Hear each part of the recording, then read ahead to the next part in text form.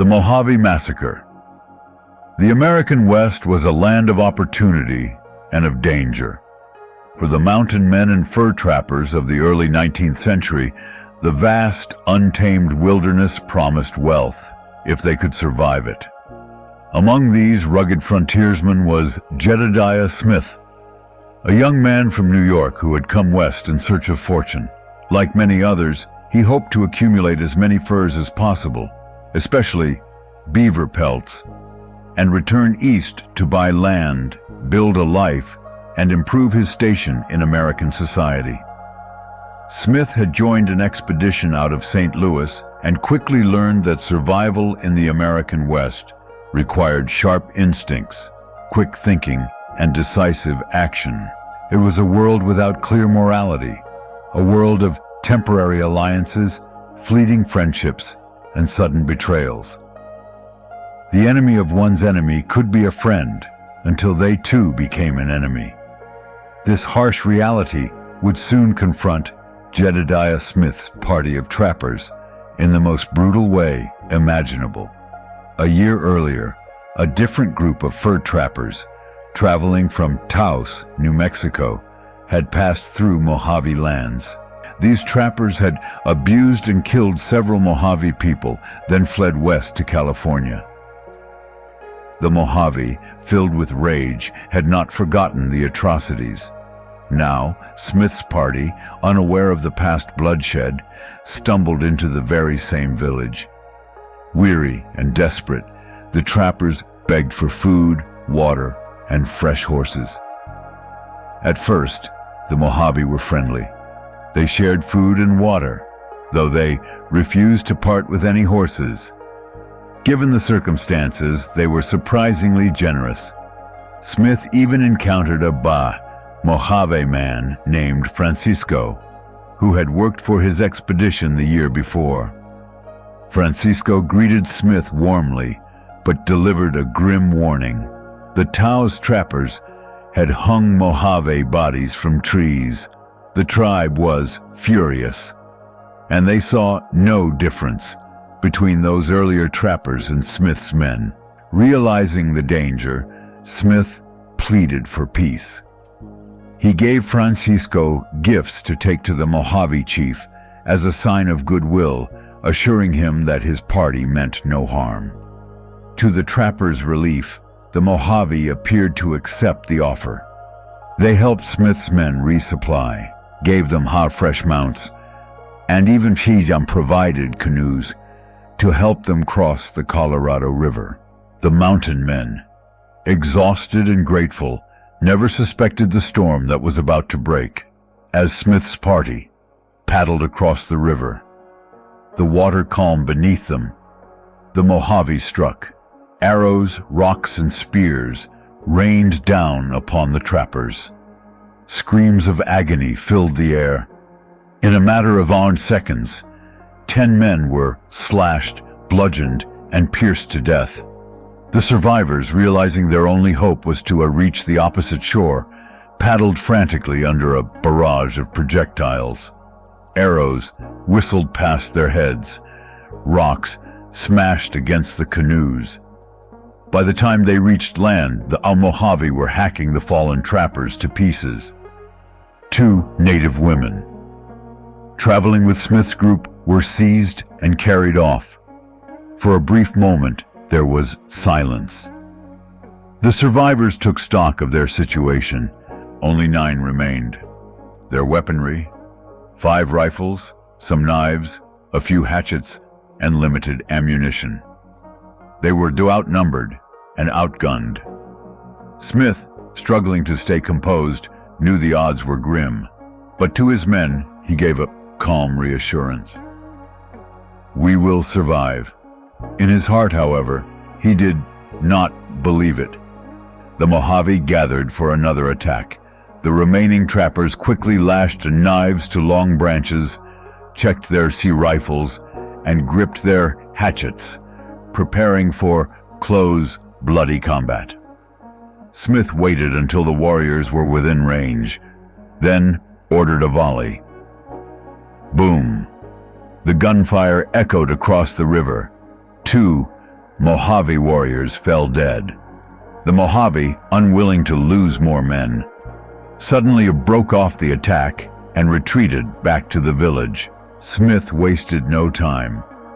Under the cover of darkness, the survivors slipped into the desert. Heading westward through the treacherous wilderness, they marched for miles, enduring scorching heat, freezing nights, and gnawing hunger. Finally, they reached Needles, California. A local rancher took them in, offering food and shelter. They had survived. But Smith's trials were far from over. With no time to rest, the men set out again, traveling north through the San Joaquin Valley. Their destination?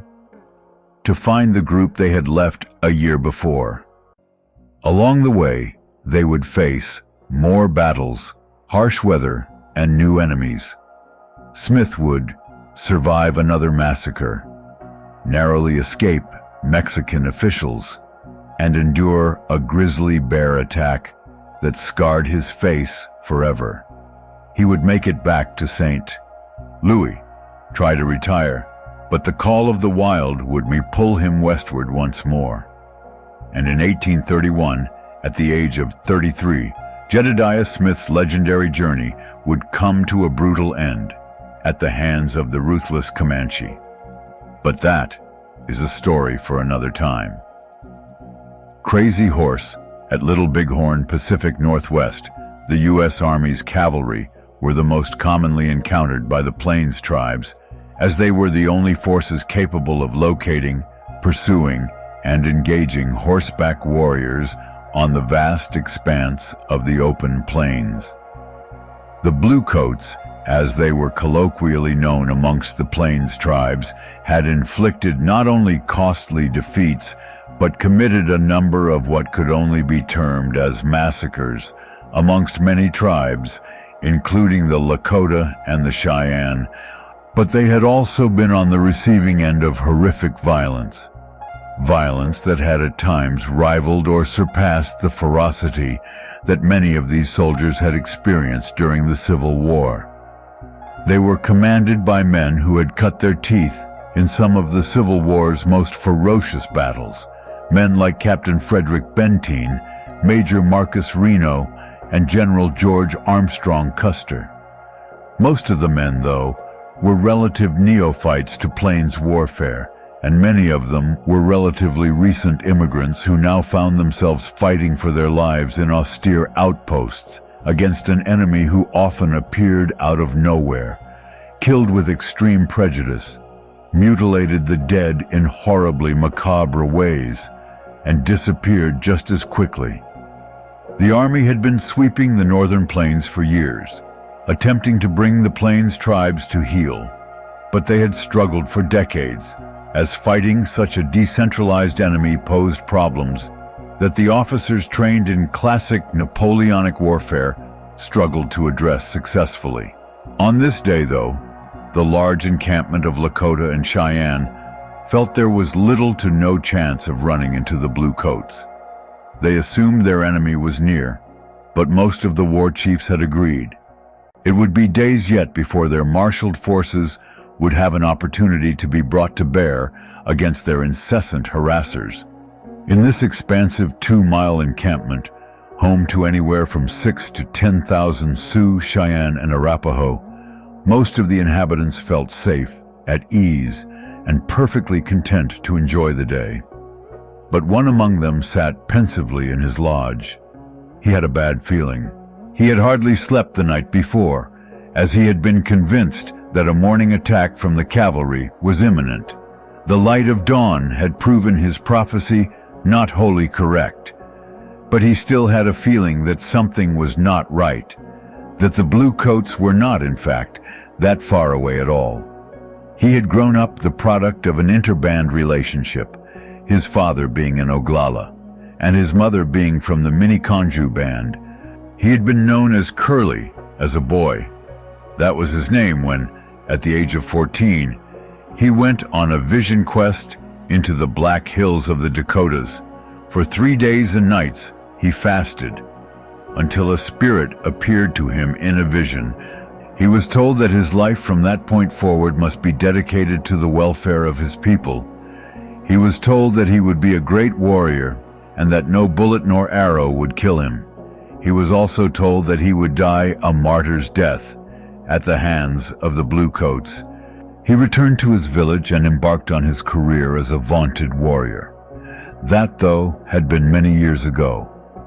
He was now married, his face scarred from the bullet that had torn into it years earlier, when the jealous husband of Black Buffalo Woman had discovered them after they had eloped from the village. She was the true love of his life, and though they had been forced apart, the scar was a constant reminder of a love lost. In the interim between this summer day in 1876 and his vision quest some 2 decades earlier, the young warrior had built himself into a venerable fighter and then into a trusted leader. Though his personal indiscretions with married women had cost him the title of chief, this seemed a matter of mere formality. He was a war chief, and his name inspired awe in his compatriots and terror in his enemies. He was the veritable puzzle wrapped in an enigma, wrapped in a riddle. He was known to his people as Thashunke Witko, but history knows him as Crazy Horse, and while Crazy Horse's prediction would prove to be slightly askew in terms of timing, his intuition about a large battle coming that day would prove correct. Today, he and his Plains warrior cohorts would take part in the largest battle in Plains warfare history, and they would all but annihilate their hated enemies, the Bluecoats. However, as momentous as the occasion would prove to be, it started with some of the village spotting a dust cloud. This was the result of the 7th Cavalry's engagement with a Lakota camp down the river. During this engagement, 2 cavalrymen had their mounts spooked so badly by the gunfire, bugle calls, and screams that they bolted from the battlefield. Their hapless riders, captive to their fight-or-flight instincts. Unfortunately for these men, their horses bolted straight for Crazy Horse's encampment. They were met by startled Lakota, whose initial disbelief gave way to rage. Soaked in indignity, the 2 soldiers were quickly yanked off their mounts and promptly clubbed and stabbed to death as they pled for mercy. Word soon reached Crazy Horse that the cavalry was attacking, seemingly unsurprised and perhaps even slightly indignant. The veteran warrior called for his war ponies to be gathered and brought to his lodge. He then painstakingly applied his war paint, covering his upper body in yellow pigment and drawing a singular lightning bolt down the left side of his face. He secured the lone feather he wore in his hair, as opposed to the full-feathered war bonnets favored by so many of his fellow warriors. As he readied himself, the younger warriors, those who had not heeded his warnings and danced into the wee hours of the morning, began to hoot and holler. They must attack now, they protested, before the fighting was over, and there were no more trophies to be taken, nor honor to be won. But Crazy Horse remained unmoved. Finally, Crazy Horse's war mounts were brought to his lodge after an excruciatingly long wait for the younger warriors. Crazy Horse emerged from his lodge. He selected a war horse, mounted it, and began to ride out of the village. A large throng of warriors in tow, they headed first to a ridgeline where Major Reno was attempting to entrench himself and his men, including his Crow Scouts, in a patch of timber in hopes of securing a workable defensive position. With the arrival of Crazy Horse and his contingent of warriors, the attack on Reno's element reached unbearable levels for his men. First, Reno's favorite Crow Scout was killed only feet away from him, leaving him covered in the scout's brains and blood. As the Lakota swirled around the cavalrymen, and arrows and bullets poured in from every direction, all hopes seemed lost. Unable to endure the terror any longer, a number of troops attempted to flee. Crazy Horse rode among the desperate troopers, methodically clubbing them down, one by one. Some soldiers were so panicked they could not muster their legs to run, but only walk, as they furiously pumped their arms. Some soldiers attempted to stop running, turn around, and beg their Lakota adversaries to show them mercy and take them prisoner. All were promptly brained by war clubs or cut down in a hail of bullets and arrows. Reno and a number of his command would survive, but only due to Custer and his isolated contingent of men presenting a more enticing target and a more immediate threat. Custer had become desperate in the relentless onslaught that was being brought to bear by a native force, the size of which he had never imagined. Now, with all hope fading, Custer was making a mad dash towards the heart of the main village, in an attempt to sweep through it and apprehend as many women and children as possible, to hold as prisoners, and hopefully to barter for their peaceable retreat. This was not as crazy an idea as it may sound to modern ears, as this was a relatively common practice on the plains. However, Custer and his men would never make it to the village. Now, they were stuck fighting on a small hill, in a desperate, roving retreat, and Crazy Horse was on his way. Upon arriving at the scene, Crazy Horse observed the field and consulted with his fellow warriors, all while coolly firing off his rifle and killing as many soldiers as possible from atop a small hill. Then, he and his men attacked the right flank of Custer's men, splitting what was left of the small remnant force into two even smaller elements. As the fighting continued, Crazy Horse rode between the two elements of soldiers, blowing his piercingly haunting eagle-bone flute and shouting orders. Despite this nearly suicidal behavior, he remained untouched. By this time, the din of battle had shaken even the 7th Cavalry's war horses. Those that had not been cut down by enemy fire were simply let go, as all the survivors left threw themselves down, belly first, into the grass, in an attempt to minimize themselves as targets. This desperate situation lasted only briefly, however, until the air was pierced again by a loud war whistle. This was a signal for the Lakota to mount a massive general charge, to finish off Custer and those under his command who remained alive, including Custer's 2 brothers and his teenage nephew. Thousands of warriors swarmed the hill. Custer and his men fired an initial volley that momentarily stalled the attack, but within seconds it had reconvened and swarmed in amongst the cavalrymen, cutting as many down as they could. As some attempted to flee southward, all were savagely cut down within minutes. By the end of the day, every one of the 210 men under Custer's command would lie dead on that hill, near the banks of the greasy grass. But of course, today we know that river as the Little Bighorn, and the battle that took place there as one of the most seminal moments in American history. And while it was also a seminal moment in Northern Plains tribal history, as it ultimately marked the beginning of the end for their way of life. The U.S. Army, they knew, would be back, and would seek vengeance for what had happened there. But for now, there was a great victory to celebrate. The next day, Crazy Horse would be named Commander-in-Chief of the Joint Forces, comprised of the Sioux, Cheyenne, and Arapaho. His legend was solidified, but his prophecy only partially complete. A little over a year later, Crazy Horse would meet his martyr's fate, stabbed in the back by duplicitous soldiers at Fort Robinson, Nebraska. But that, like the plethora of other personal stories and accounts from the Battle of the Little Bighorn, is another story for another time. The Klamath Lake Massacre. May 9th, 1846, in the middle of the night, a group of mountain men lay in much-deserved sleep after a hard day's travel of roughly 60 miles through the rugged terrain of southern Oregon. Their party, 14 strong, was composed of experienced mountain men from a variety of backgrounds. Included among them were 3 native Delaware tribesmen, as well as the French descendant, St. Louis-born Basil Lajeunesse. They were led by their John C.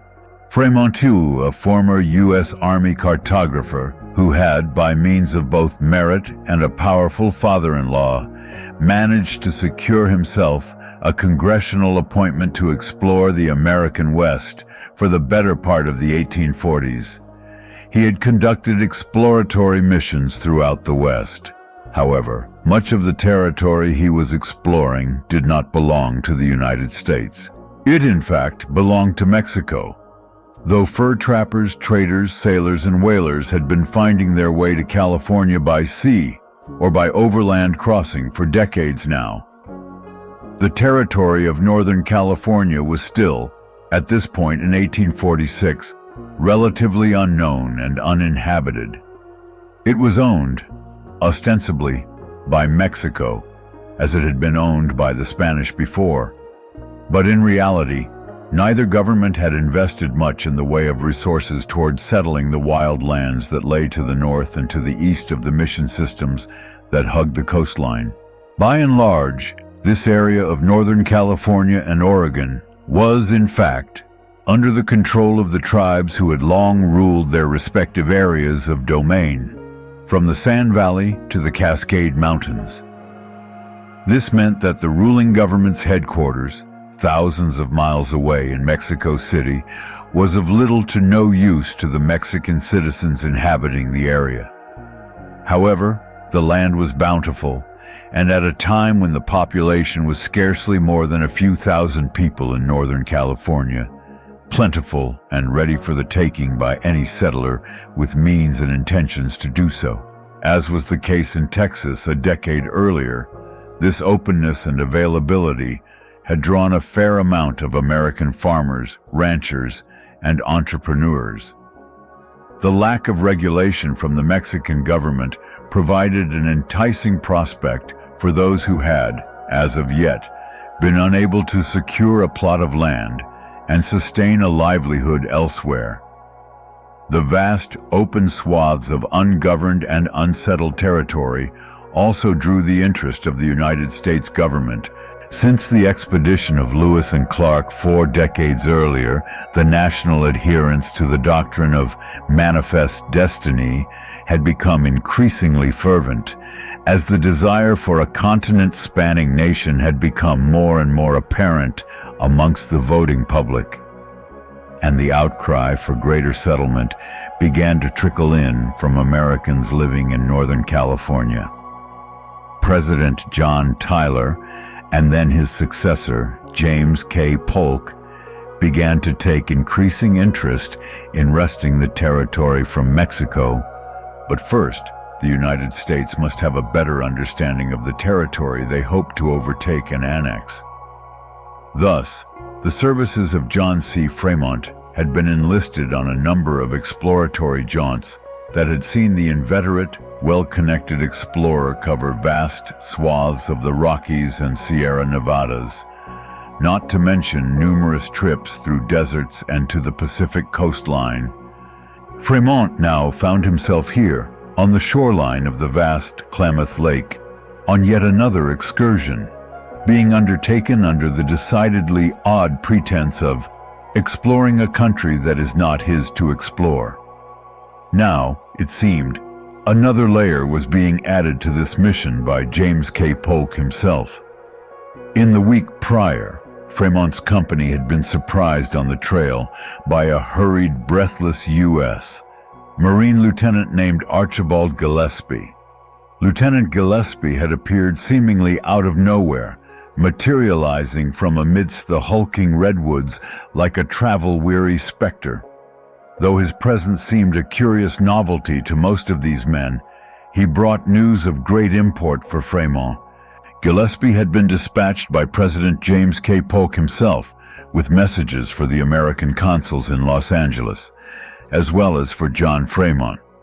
After making his way from Washington, D.C. to Mexico, and then taking a ship to Los Angeles, Gillespie was informed that Fremont's expedition was on its way north, hundreds of miles ahead of him.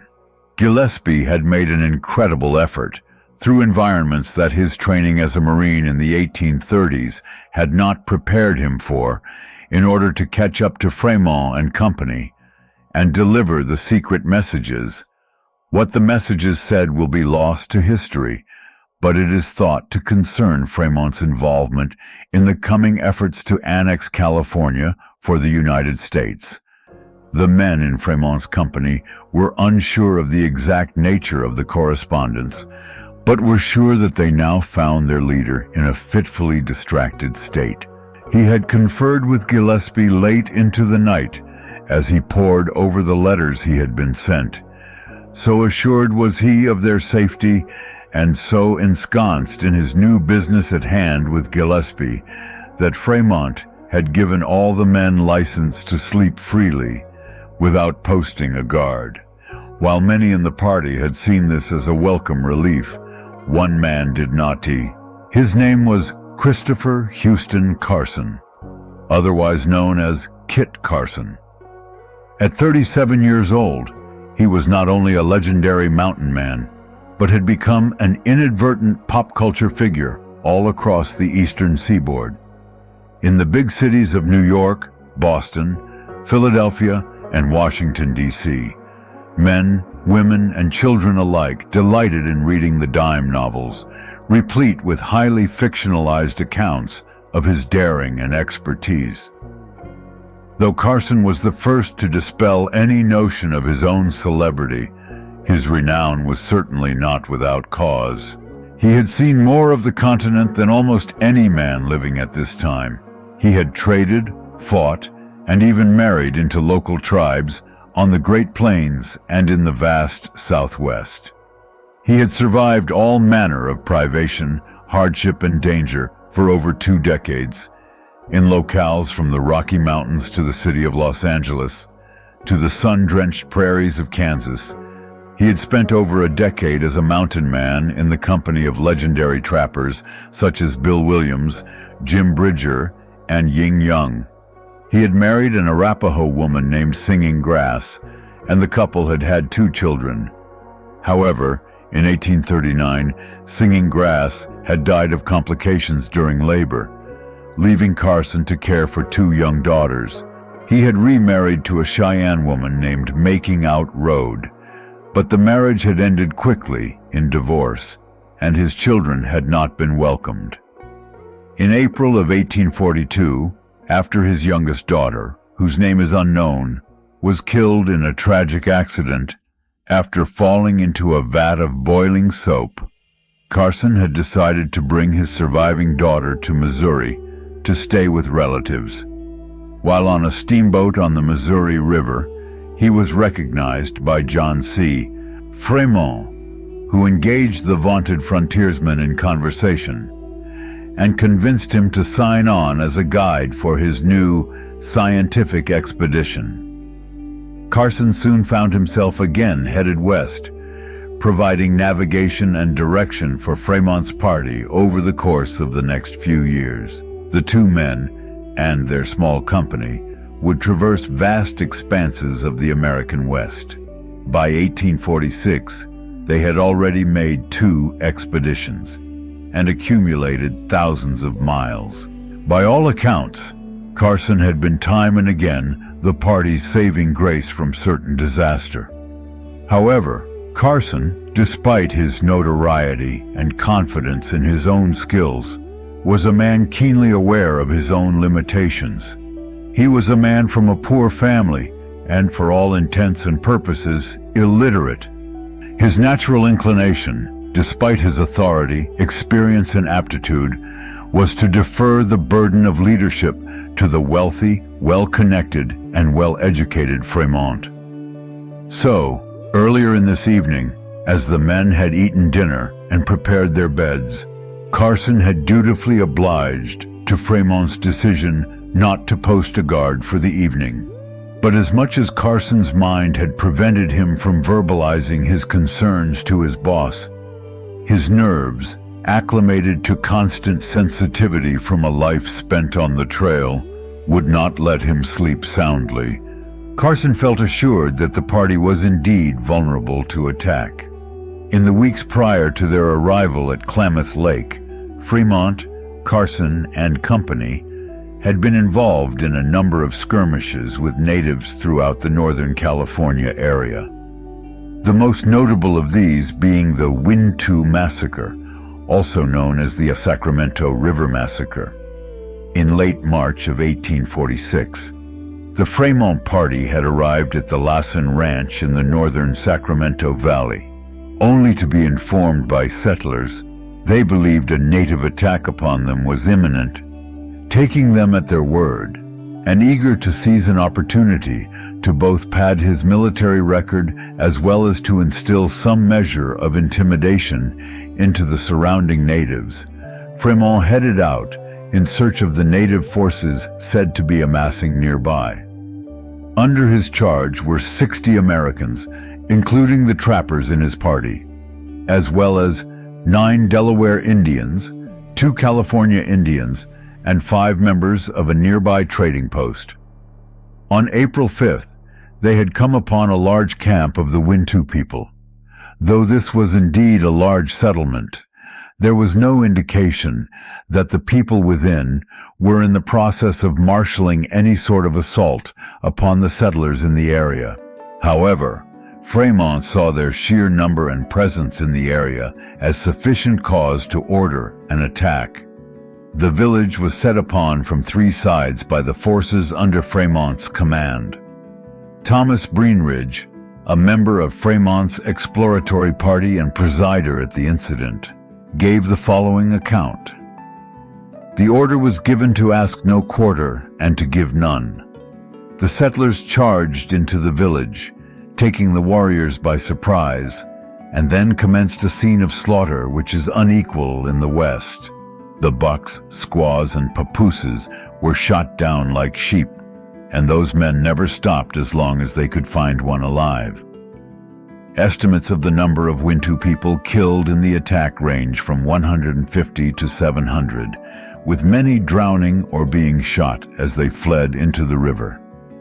Word had spread quickly among all tribes of Northern California and Oregon of the great massacre inflicted upon the native people, perpetrated by the dark-haired, long-bearded officer and his party of mountain men.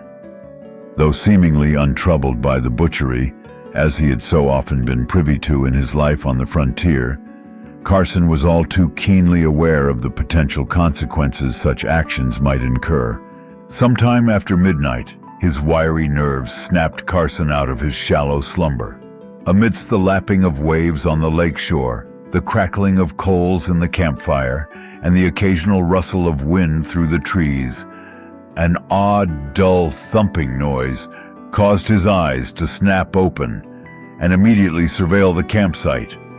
With only the light of the campfire to illuminate the scene, Carson could at first find nothing amiss.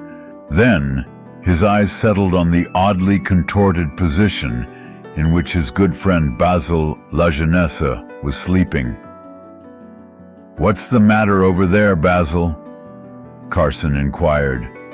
Then, he noticed an odd glistening of the firelight off La Jeunesse's head and torso. Within seconds, the situation was clear to the experienced mountain man.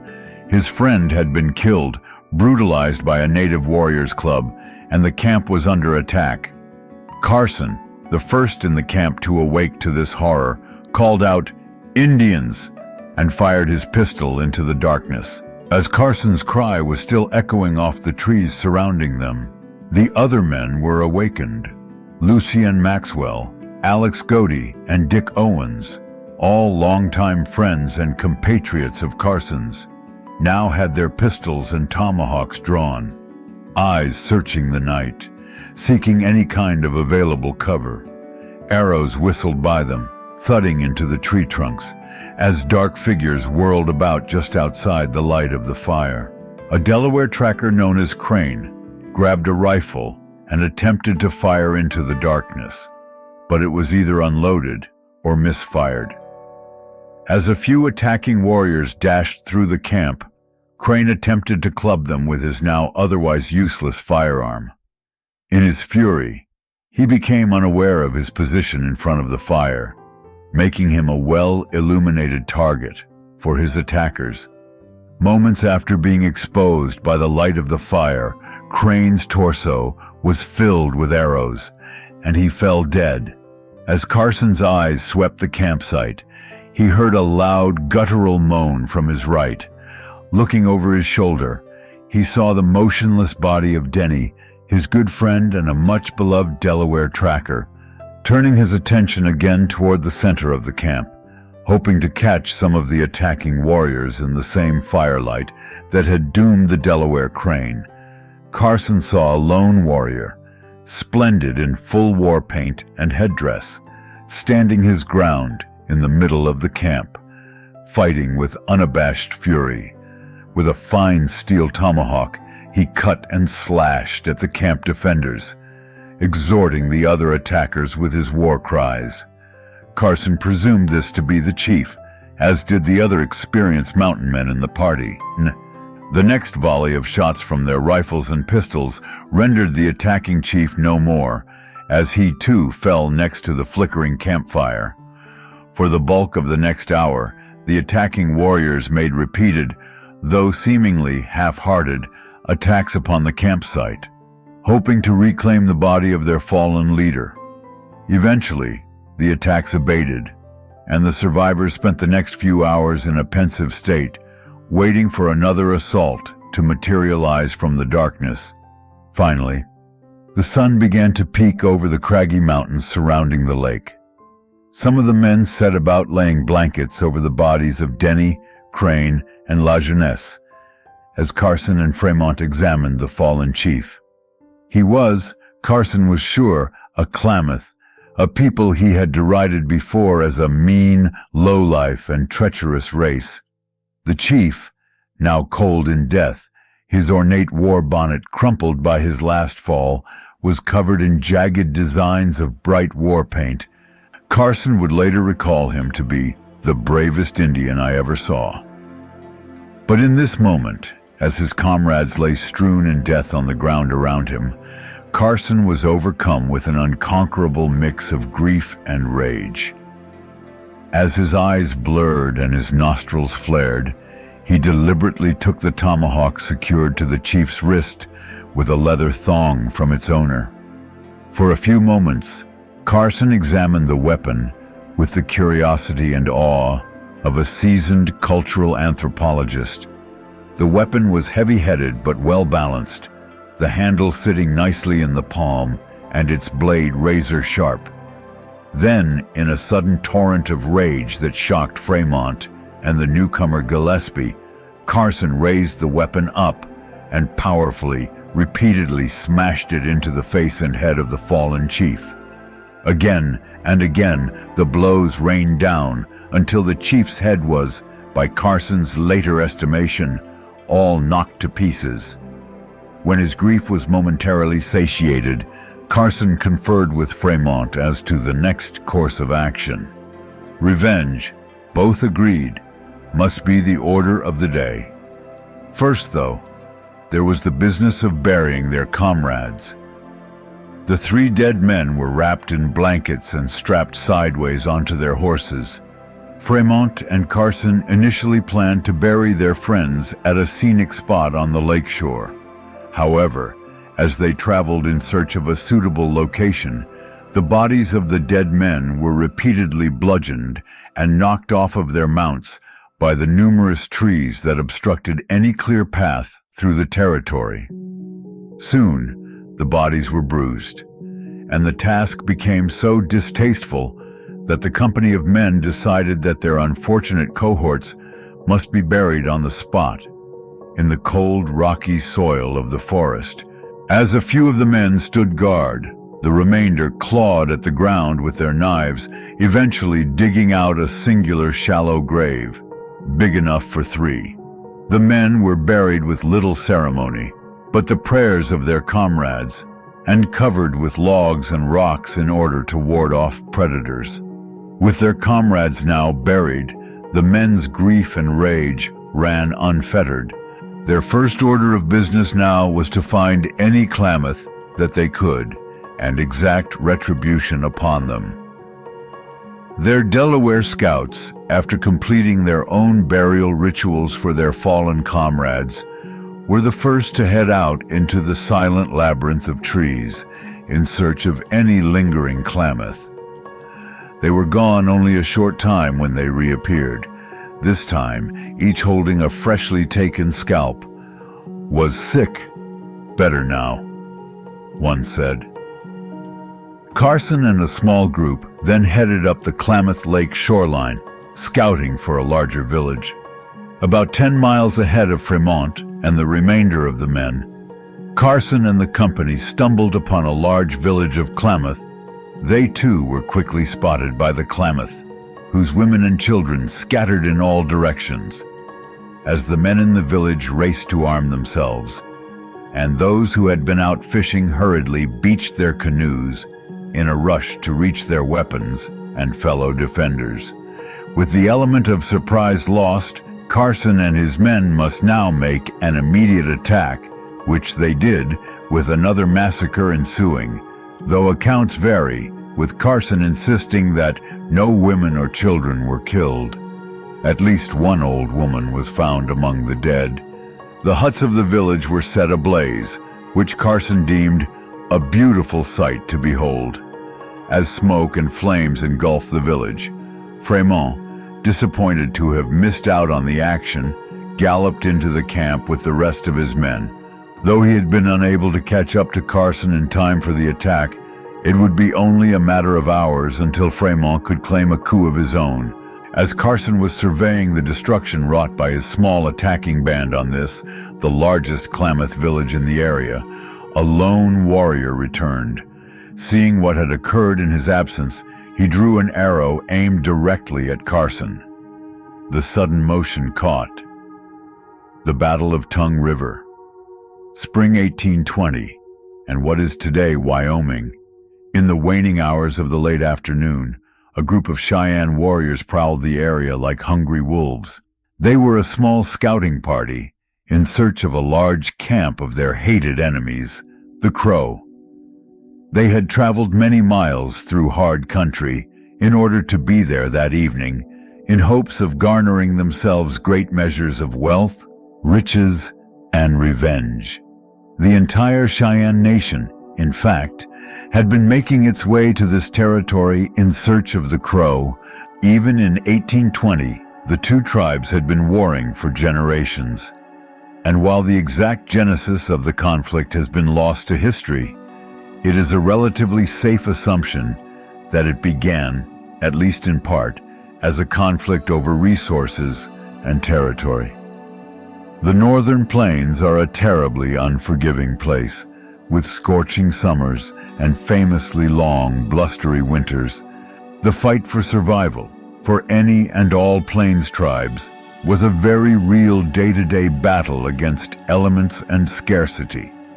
And this inevitably led to conflicts. One killing would beget a retributory raid, which would beget another retributory raid, all of which were awash in the blood of many men, women, and children.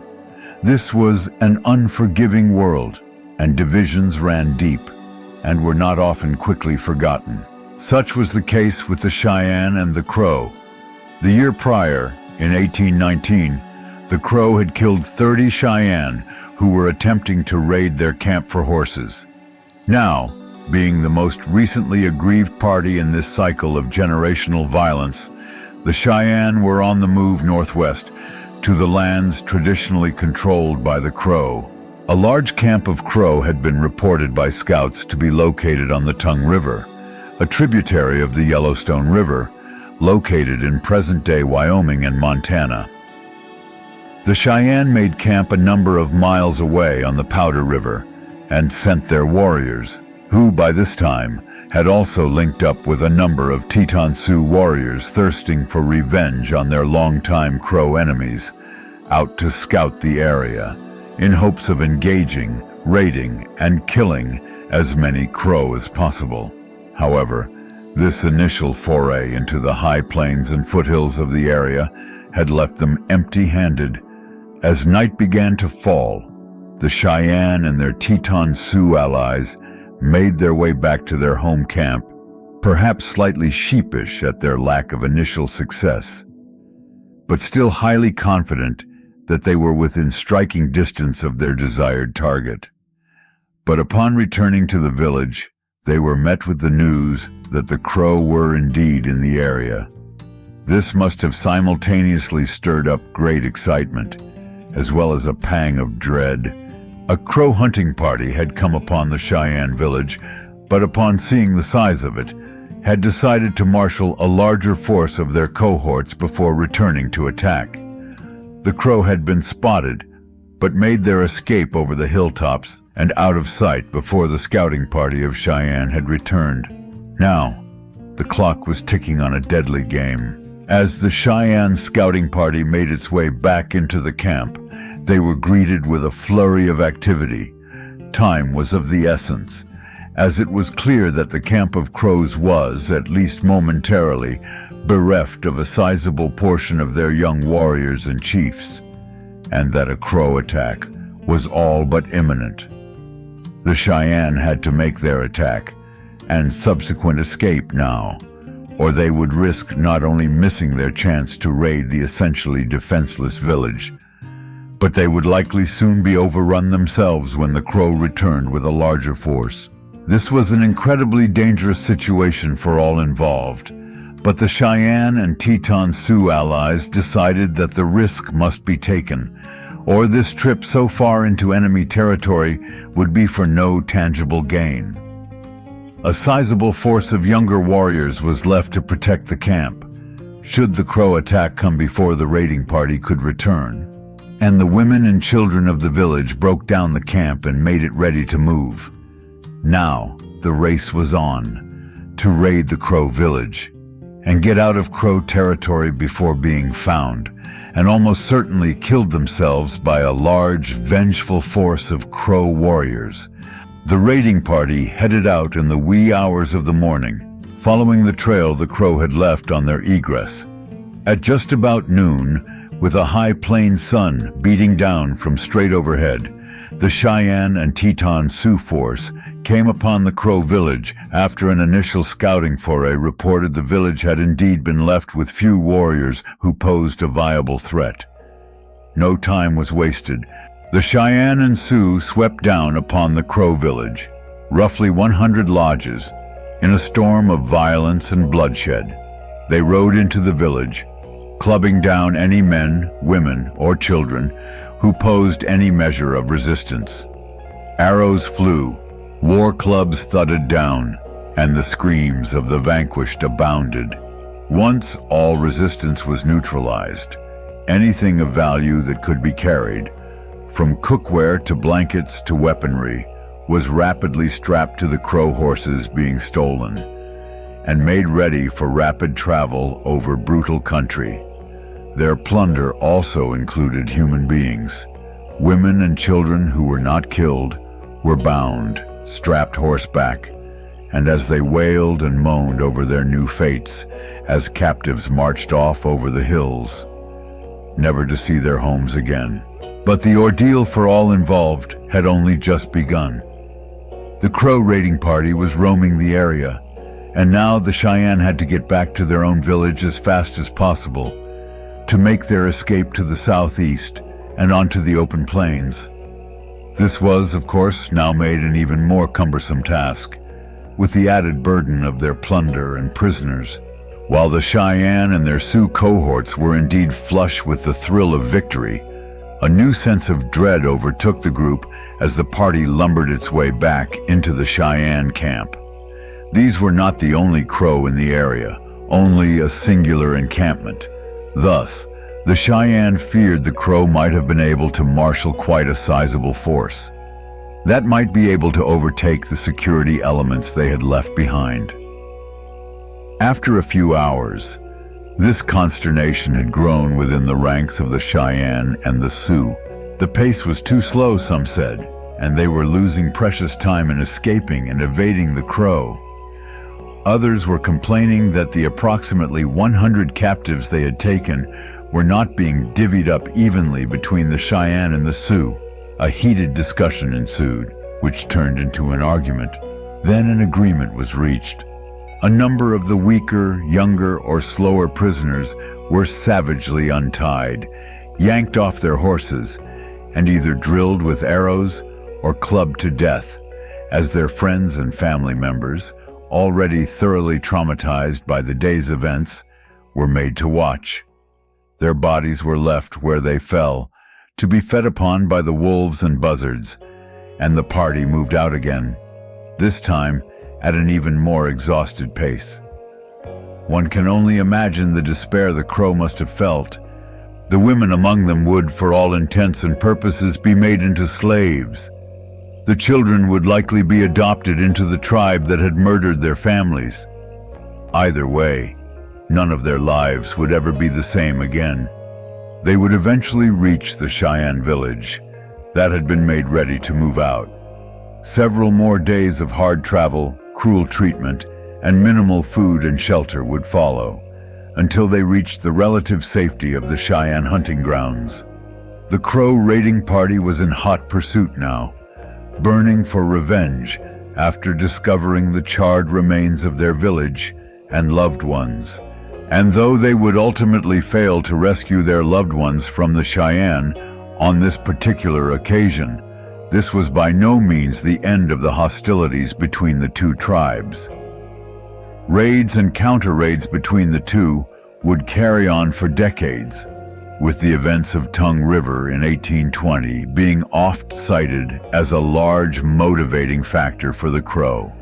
In fact, the Crow were so generationally incensed by the massacre at Tongue River, they would refuse to become allies with the Cheyenne and Sioux, even against the U.S. Army during Red Cloud's War in the 1860s. The intertribal politics of North America, both pre- and post-contact with the Old World, in large part set the foundation for their interactions with subsequent settlement attempts. The tales of raids and counter-raids, violence and vengeance in the history of the American West are too countless and too consequential to cover in one episode. But rest assured, those are other stories, for other times. The rescue of the Donner Party. February 18, 1847, Truckee Lake, California. After 2 weeks traveling east through the rugged Sierra Nevada mountains and freezing temperatures, 7 men rode into a clearing near the eastern shore of the isolated mountain lake. They were a rescue party sent out after a member of this group, a man by the name of William Eddy, had made a harrowing journey to the Sacramento Valley from this camp in order to contact the outside world and muster a rescue force. Now, as these men approached the camp, they began to call out for any survivors. At first, their cries were met with a deafening and chilling silence. A member of the rescue party, Daniel Rhodes, gave an account of what happened next. "We crossed Truckee Lake on ice and came to the spot where we had been told we should find the immigrants. We looked all around, but no living thing, except ourselves, was in sight. We raised a loud halloo, and then we saw a woman emerge from a hole in the snow. As we approached her, several others made their appearance in like manner, coming out of the snow. They were gaunt with famine, and I never can forget the horrible, ghastly sight they presented. The first woman spoke in a hollow voice, very much agitated, and said, 'Are you men from California, or do you come from heaven?' The people at this remote camp, many of them children, had endured unthinkable things. Many people today think they know the story of the Donner Party, a small group of unfortunate, foolhardy settlers who suffered the wages of their miscalculations by eating each other. It's seen as a story of misfortune, endurance, and ultimately survival. And while all those things might be true in part or in whole, what the tale of the Donner Party is a horror story. See, many also think the party were ultimately found and rescued by fearless mountain men.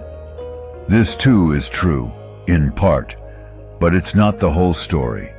This initial group of 7 rescuers would be known to history as the First Relief, and they would be just the beginning of the last, terrible chapter for those pitiable souls stuck at that lake in the middle of nowhere.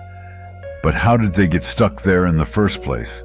The Donner Party was actually a collection of families, composed of men, women, children, and all their livestock and belongings, along with a number of single men that had hired on as help to drive the wagons and animals. The party was 87 people in total, more than half of which were children. They had originated as the Donner family, headed by husband George Donner and wife Tamsin Donner. With them were their 3 daughters, Frances, age 6, Georgia, age 4, and Eliza, age 3, and George's daughters from a previous marriage, Eliza, 14, and Leanna, 12.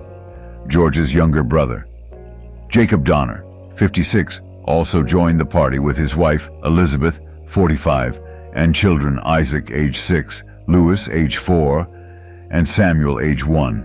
Also traveling with the Donner brothers were teamsters, Hiram Miller, Samuel Shoemaker, Noah James, Charles Berger, John Denton, and Augustus Spitzer.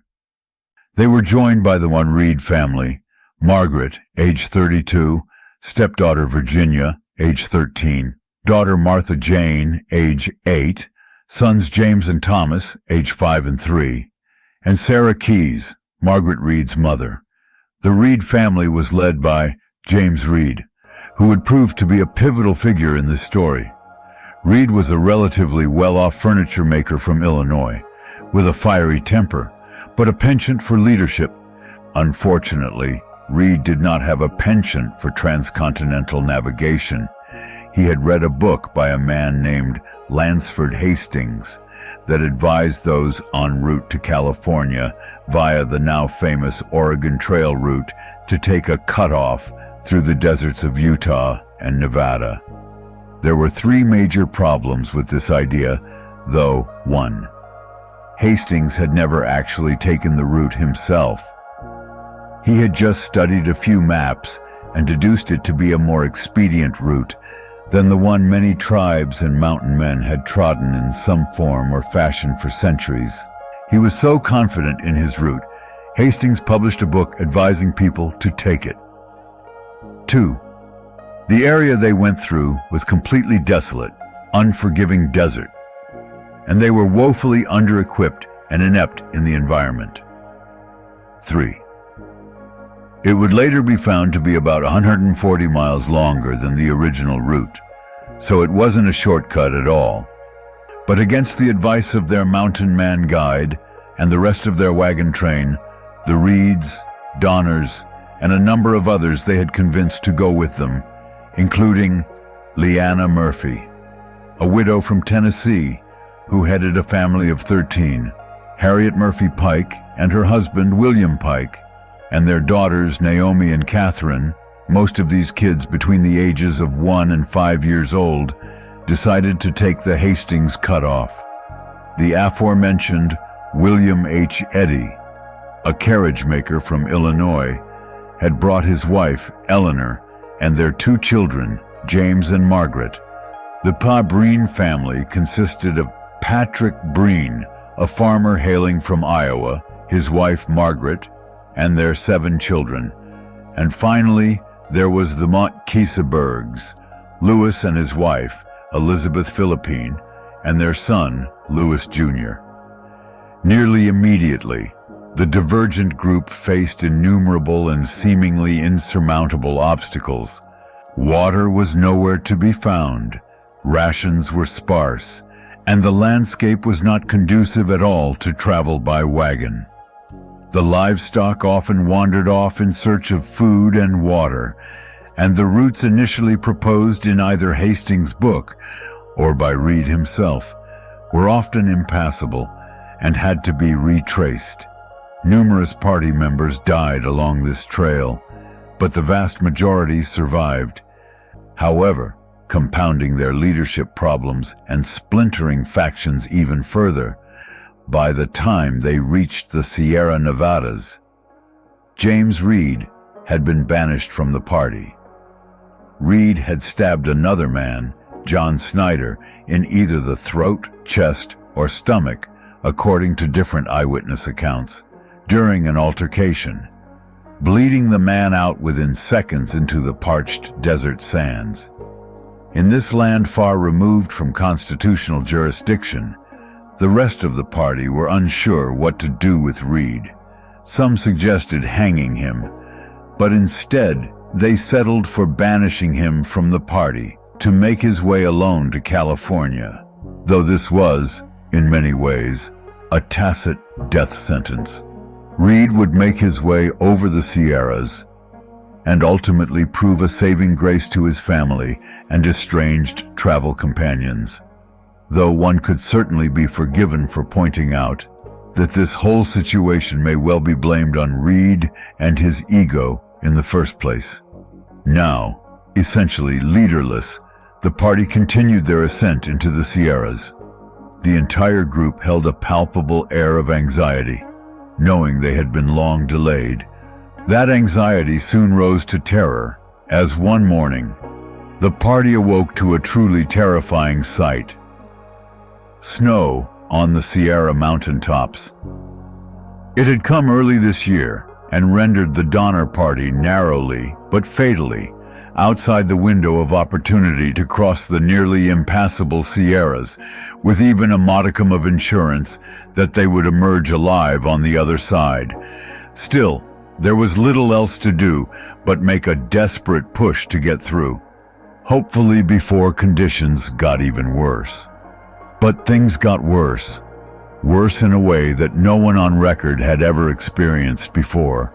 The native tribes of the area knew better than to undertake such a fatal errand. But even they did not fully know just how bad the high Sierras were in the winter. At least, not for any extended period of time. There was just no reason for anyone to ever be up there. They figured, and they were right. Soon, the party would be snowed in at Truckee Lake. They would construct small cabins, with each family forming small mini-camps within a few miles of each other. They would ration their food, dress their children as warmly as they could, and do their best to keep fires burning by continually venturing out to collect wood. That winter would be unusually harsh, not so much for its duration, but for its intensity. Snowstorm after snowstorm pounded the area, with more than 20 feet of snowfall being estimated to have fallen. If you go to the campsite today, you can see old trees, seemingly inexplicably, cut off 20 feet in the air. These were where the Donner Party had cut them down. As with so much snow, only 2 to 3 feet of the enormous trunk would have remained visible to them. Ship logs from San Francisco and Morro Bay note snow on the mountaintops that surrounded their coastal enclaves. The vast majority of those who died were men aged 18 to 39, followed by women in the same age group, as they died desperately searching for ways to keep their children alive. When they ran out of meat, they boiled bones. When they ran out of bones, they cut strips of oxhide and boiled those until a flavorless goo could be extracted. The children would be lined up and a spoonful placed in each of their mouths, as they did their best not to reflexively gag up the only nourishment they had. They planned to hunker down here and wait out the worst of the Sierra winter. But whether they perished in the cold that year or made it out alive to the Sacramento Valley, only to be haunted for the remainder of their days. For every single person at Truckee Lake, the winter of 1846 would not end in their lifetime, because soon there would be no more oxhide left to boil, no more food left to eat, and soon people would begin to succumb to these ironically hellish conditions. Then, starving people would be confronted with two choices: do the unthinkable or die. It would ultimately take 2 months and 4 total rescue parties to retrieve anyone who had managed to survive that winter. Each trip required the party, whose motives also included rescuing the valuable goods left by the Donner Party's deceased, to scale thousands of feet in elevation at great peril to themselves. And each time a party arrived to bring more people out, and more snow thawed, more and more of what had happened that terrible winter became apparent. By the time the Fourth Rescue Party, or Mafam Fourth Relief, arrived in April of 1847, the macabre scene that greeted them rivaled anything modern horror cinema has ever even come close to. Wandering their way through the camp, searching for any valuables or survivors, they were first greeted with the horrible stench of flesh that had begun to putrefy in the warming weather. They came across the body of a young woman, slashed open and denuded of fatty tissue at the breast, with arms missing, large strips of flesh that had been deliberately filleted off. Her skull had been cracked open at the top, and all the brain tissue had been scooped out. 2 more heads were found in similar condition, then another body. This one of Mrs. Donner, lying similarly butchered, but identifiable. Then they came across the cabin of Louis Keseberg. The following is an eyewitness account given by one Captain Fallon, who was the first to lay eyes on Keseberg that day. Upon entering, we discovered Keseberg lying down amidst the human bones, and beside him a large pan full of fresh liver and lights. We asked him what had become of his companions, whether they were alive, and what had become of Mrs. Donner. He answered us by stating that they were all dead. Mrs. Donner, he said, had, in attempting to cross from one cabin to another, missed the trail and slept out one night. That she came to his camp the next night, very much fatigued. He made her a cup of coffee, placed her in bed, and rolled her well in the blankets, but the next morning found her dead.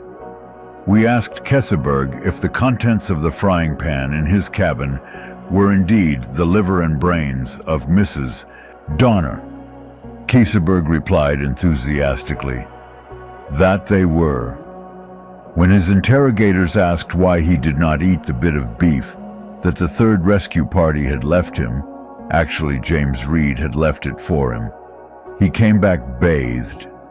Keseberg combed his hair and gave him some food to hold him over until this last fourth relief could come and rescue him.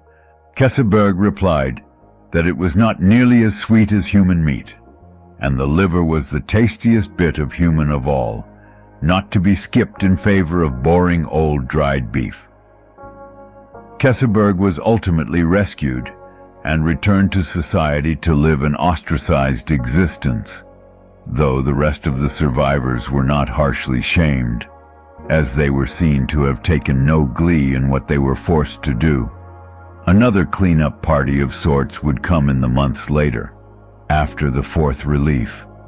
They would dig a huge pit in the middle of one of the cabins, put all of the earthly pieces of the unfortunate souls who had perished here on this lonely shore into it, and burn it all to ashes. They hoped, with the last of the smoke and embers, to extinguish as best they could the horrific memories of what had happened in this place, but they would not. Today, in the campsite where so much horror occurred, there is a museum and a monument to what occurred there in the winter of 1846, and of course, Truckee Lake, upon whose shores the desperate party had sought refuge and endured something as close to hell as almost any human beings in history, is no longer Truckee Lake. Today, it's known as Donner Lake. Now, what we've covered tonight is but a small slice of the entire story of the Donner Party. There's the stories of James Reed and his multiple desperate attempts to save his family. There's the equally harrowing and horrifying tale of the Forlorn Hope, the group who set out from the Donner Camp in search of rescue. There's the stories of the lives the survivors lived and the traumas they dealt with, or at times succumbed to. All are tales worthy of their own episodes. But for tonight, those are stories for another time. February 18th, 1847, Truckee Lake, California. After 2 weeks traveling east through the rugged Sierra Nevada mountains and freezing temperatures, 7 men rode into a clearing near the eastern shore of the isolated mountain lake. They were a rescue party, sent out after a member of this group, a man by the name of William Eddy, had made a harrowing journey to the Sacramento Valley from this camp in order to contact the outside world and muster a rescue force. Now, as these men approached the camp, they began to call out for any survivors. At first, their cries were met with a deafening and chilling silence.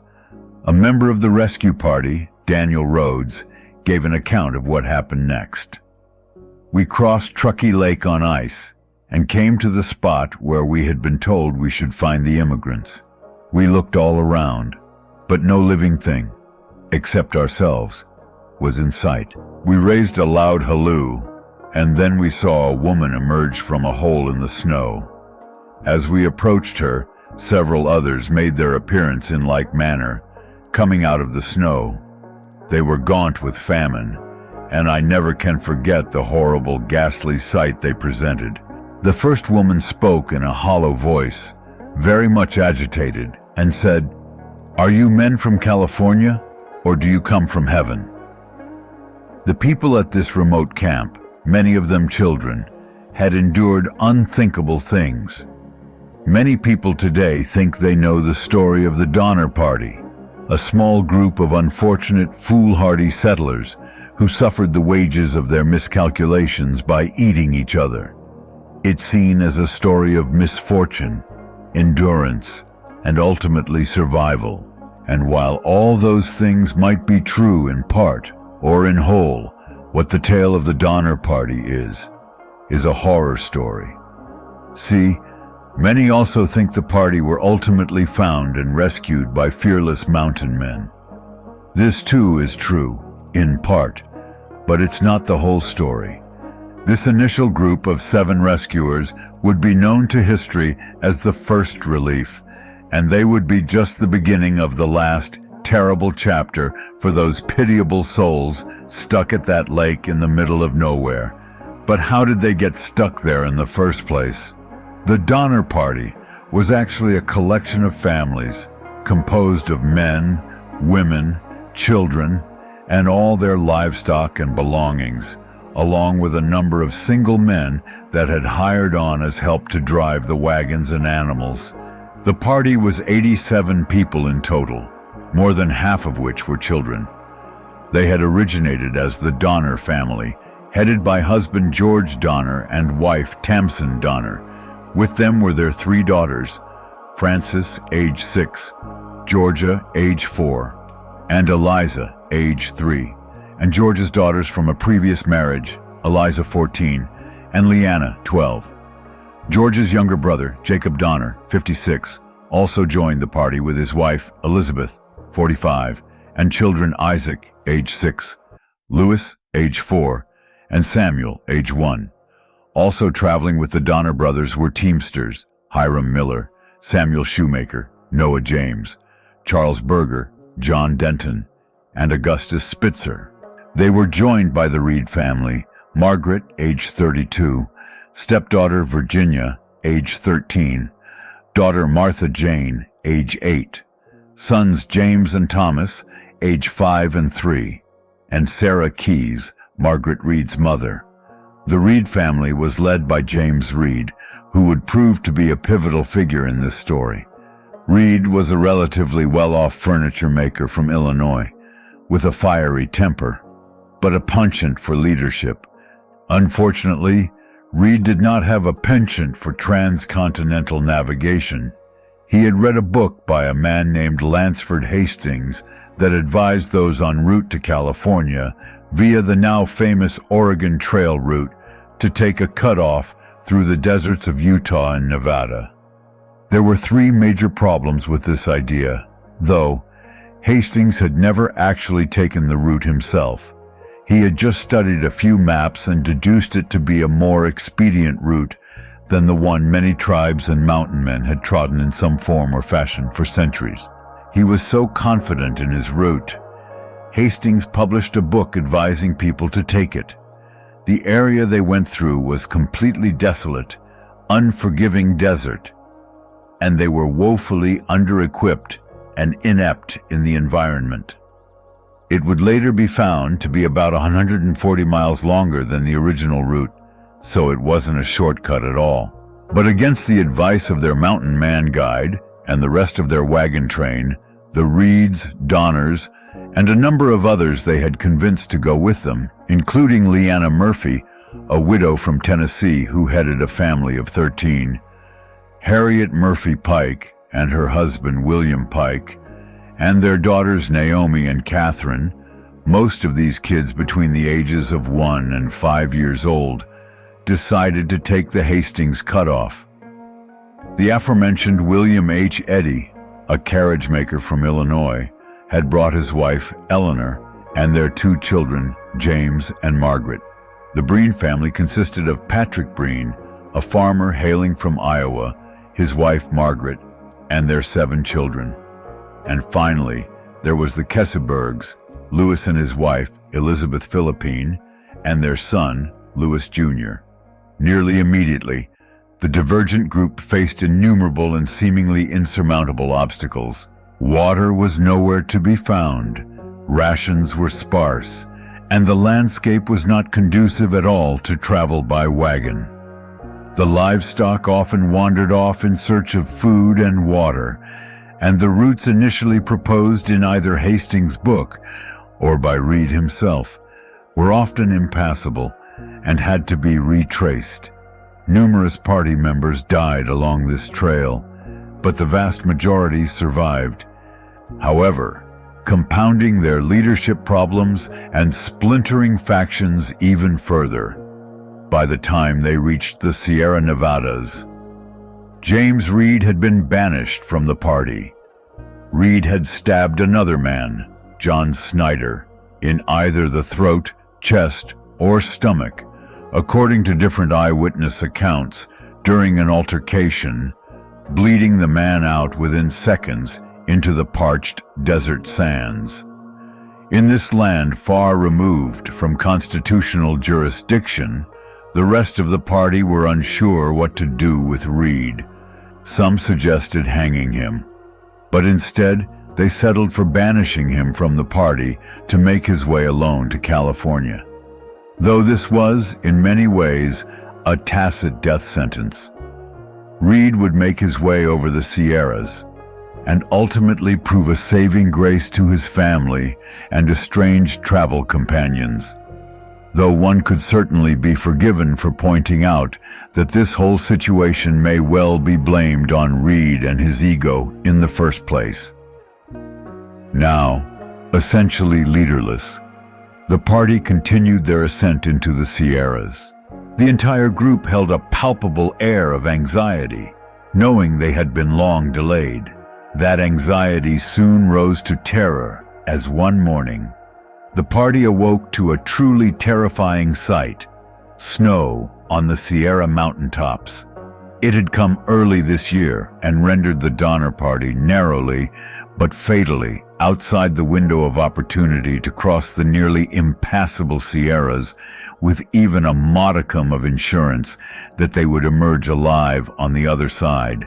Still, there was little else to do but make a desperate push to get through, hopefully before conditions got even worse. But things got worse in a way that no one on record had ever experienced before. The native tribes of the area knew better than to undertake such a fatal errand, but even they did not fully know just how bad the high Sierras were in the winter. At least, not for any extended period of time. There was just no reason for anyone to ever be up there. They figured, and they were right. Soon, the party would be snowed in at Truckee Lake. They would construct small cabins, with each family forming small mini-camps within a few miles of each other. They would ration their food, dress their children as warmly as they could, and do their best to keep fires burning by continually venturing out to collect wood. That winter would be unusually harsh, not so much for its duration, but for its intensity. Snowstorm after snowstorm pounded the area, with more than 20 feet of snowfall being estimated to have fallen. If you go to the campsite today, you can see old trees, seemingly inexplicably, cut off 20 feet in the air. These were where the Donner Party had cut them down. As with so much snow, only 2 to 3 feet of the enormous trunk would have remained visible to them. Ship logs from San Francisco and Morro Bay note snow on the mountaintops that surrounded their coastal enclaves. The vast majority of those who died were men aged 18 to 39, followed by women in the same age group, as they died desperately searching for ways to keep their children alive. When they ran out of meat, they boiled bones. When they ran out of bones, they cut strips of oxhide and boiled those until a flavorless goo could be extracted. The children would be lined up and a spoonful placed in each of their mouths, as they did their best not to reflexively gag up the only nourishment they had.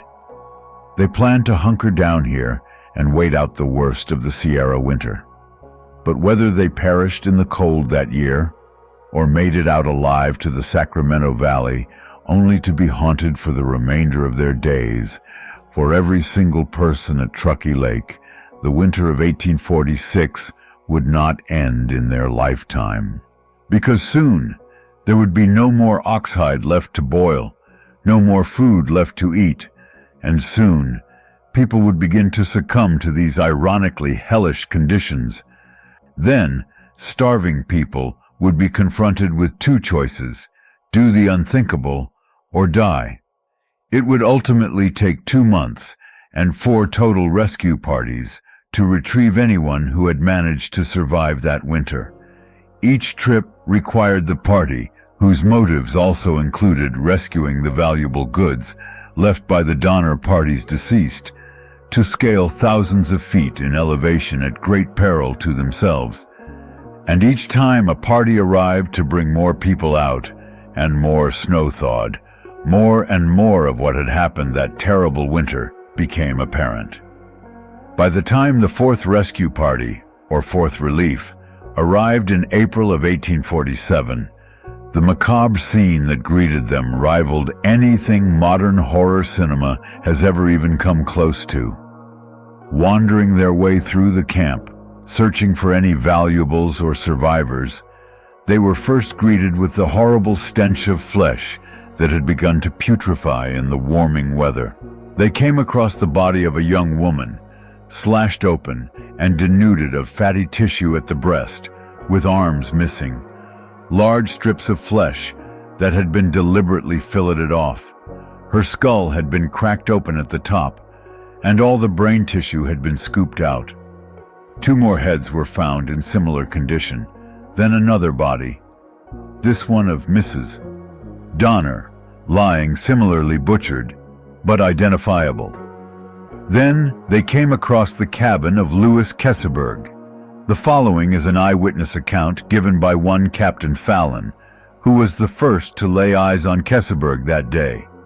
Upon entering, we discovered Keseberg lying down amidst the human bones, and beside him a large pan full of fresh liver and lights. We asked him what had become of his companions, whether they were alive, and what had become of Mrs. Donner. He answered us by stating that they were all dead. Mrs. Donner, he said, had, in attempting to cross from one cabin to another, missed the trail and slept out one night, that she came to his camp the next night, very much fatigued. He made her a cup of coffee, placed her in bed, and rolled her well in the blankets, but the next morning found her dead.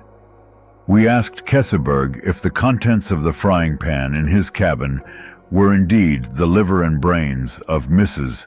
Donner. Keseberg replied enthusiastically that they were. When his interrogators asked why he did not eat the bit of beef that the third rescue party had left him, actually James Reed had left it for him, he came back bathed. Keseberg combed his hair and gave him some food to hold him over until this last fourth relief could come and rescue him. Keseberg replied that it was not nearly as sweet as human meat, and the liver was the tastiest bit of human of all, not to be skipped in favor of boring old dried beef. Keseberg was ultimately rescued and returned to society to live an ostracized existence, though the rest of the survivors were not harshly shamed, as they were seen to have taken no glee in what they were forced to do. Another cleanup party of sorts would come in the months later, after the fourth relief. They would dig a huge pit in the middle of one of the cabins, put all of the earthly pieces of the unfortunate souls who had perished here on this lonely shore into it, and burn it all to ashes.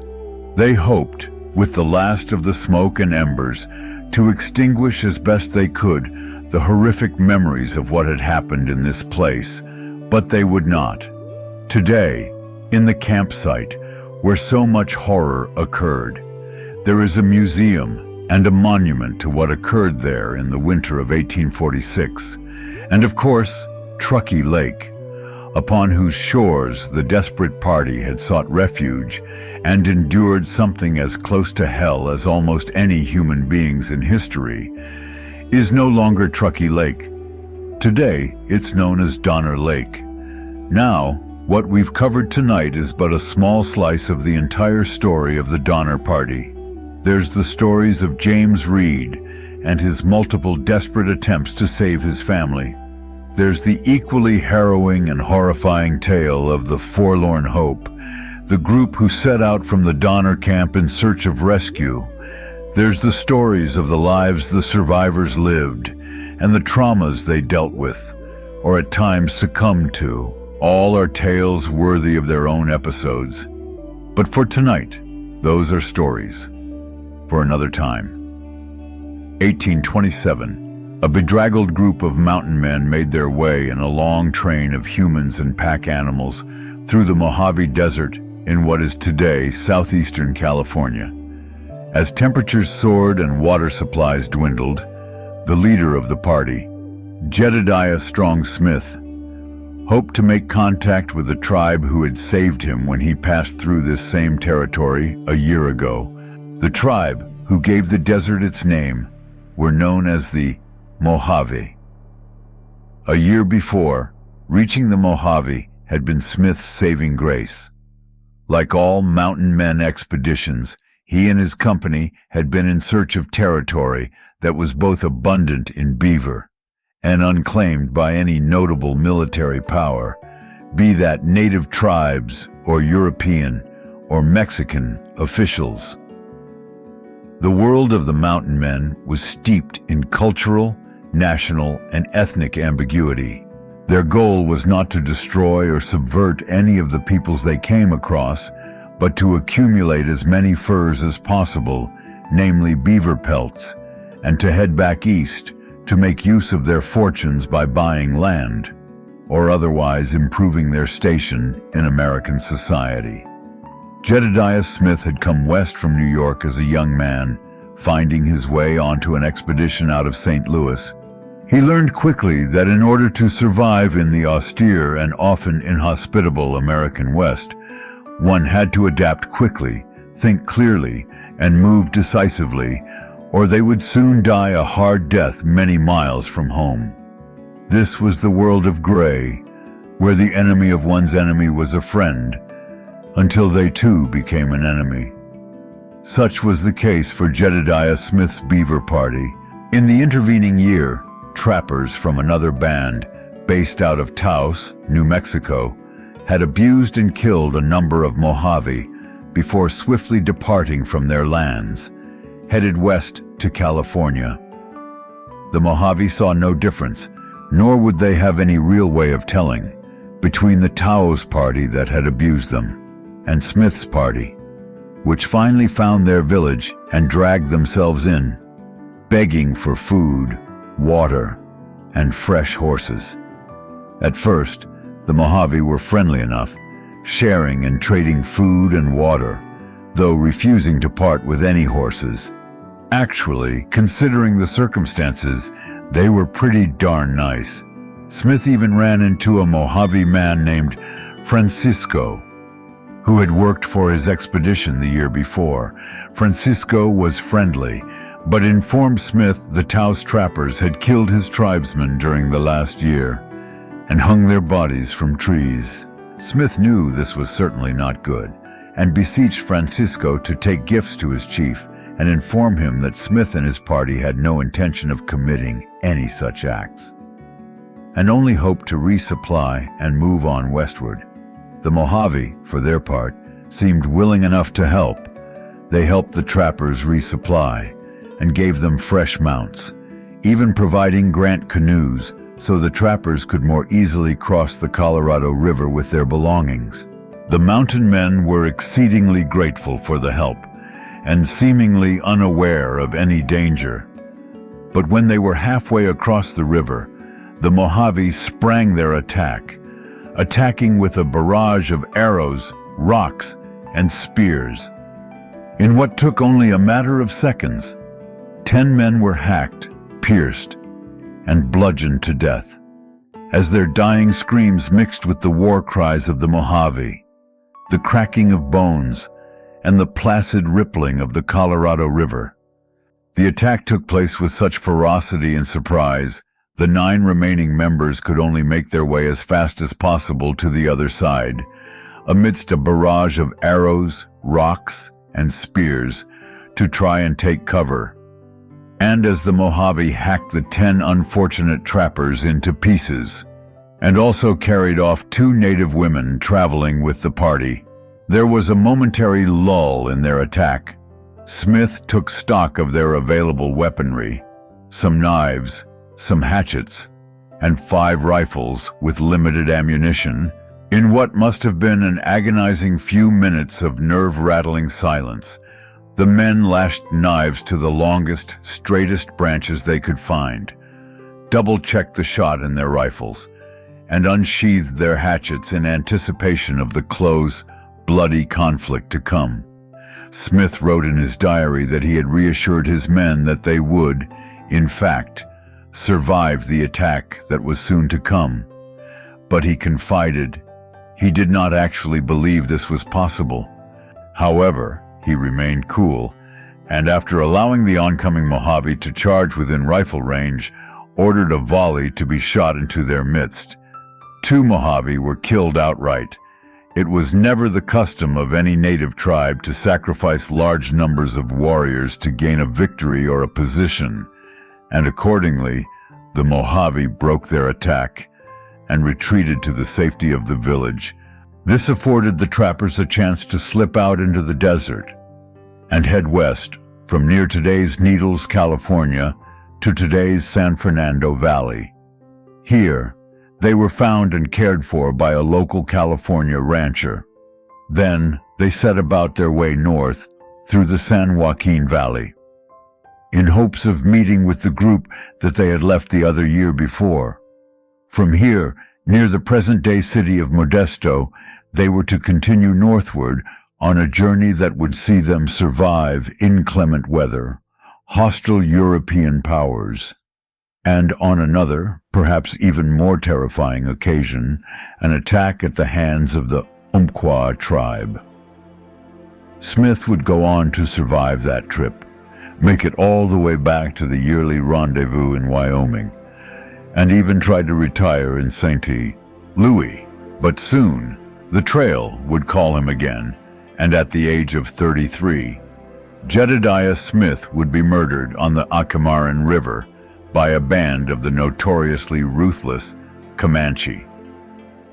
His story is perhaps the greatest unknown odyssey in American history, but that is a story that will have to wait for another time. The Umpqua Massacre. July 14th, 1828, southwestern Oregon.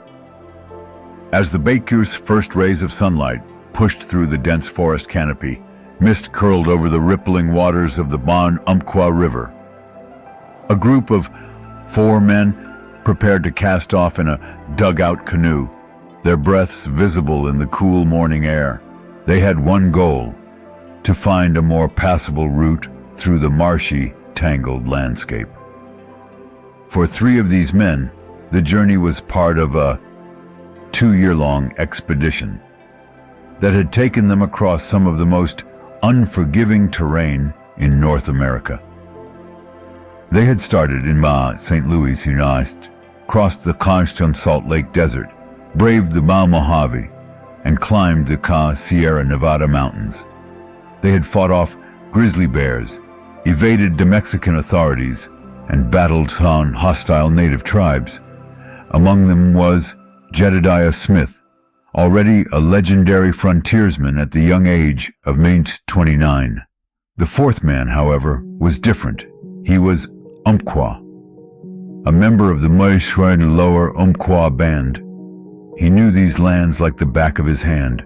The towering cedars and Oregon white oaks, the fast-running rivers, the hidden inlets, all were part of his ancestral home. But though he guided them, he was not their friend, and soon he would become their executioner. A few days earlier, Smith and his party had encountered a group of Umpqua sentries. Desperate for supplies, the trappers signaled their intention to parley and trade. Smith hoped for peace, unlike the Spanish before him, or the Americans who would come after. He had no desire to conquer or claim land. He only wanted to pass through. But the Umpqua were wary. For decades, they had seen not strangers enter their lands.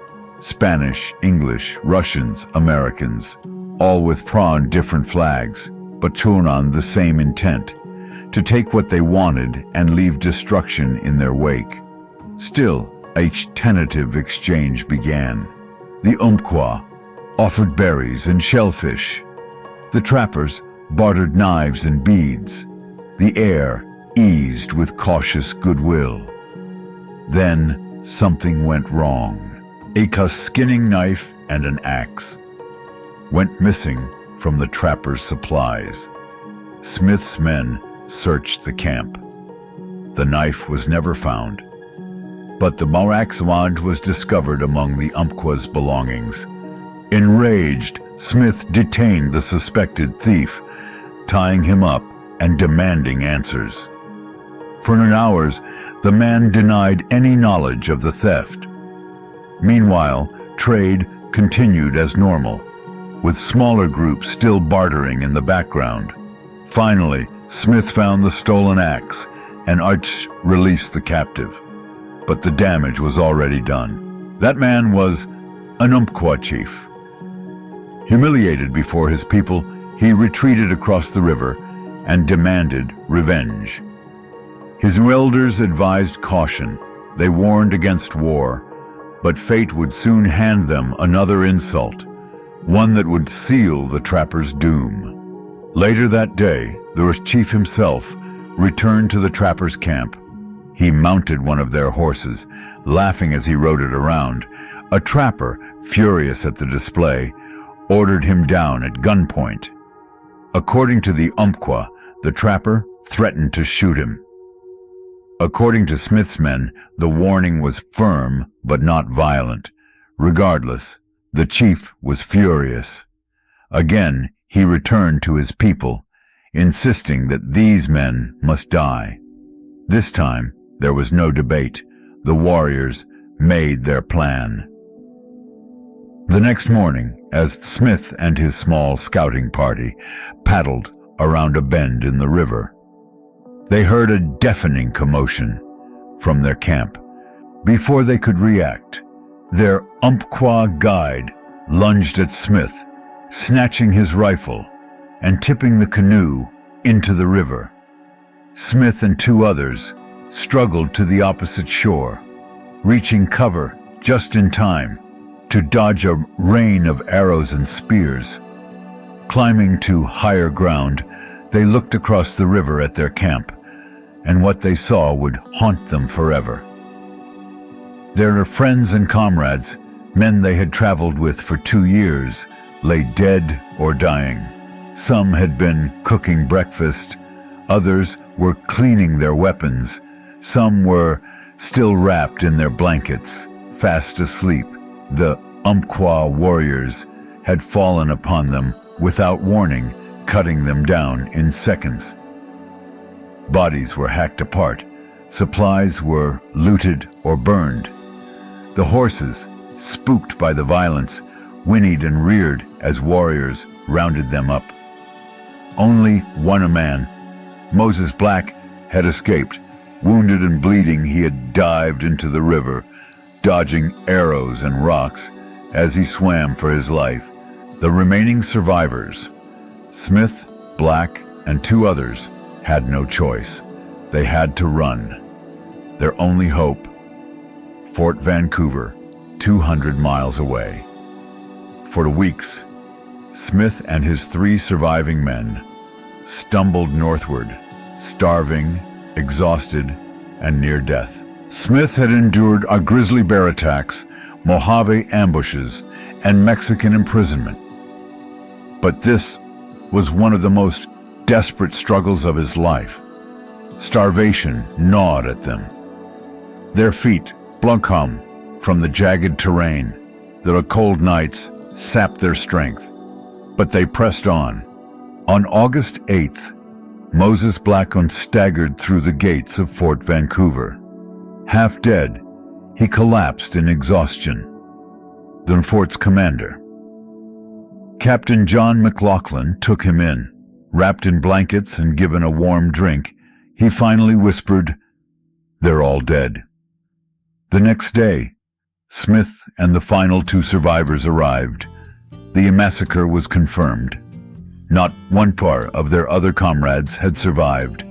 The dead included Thomas Daw, John Gaither, Abraham Leland, Emmanuel Lazarus, Tan Marshall, Martin McCoy, Joseph Palmer, Peter Ranney, Harrison Rogers, Charles Swift, Thomas Virgin, Ranza, a freed slave, Marion, a young Native American boy, likely kidnapped by the trappers and forced into labor.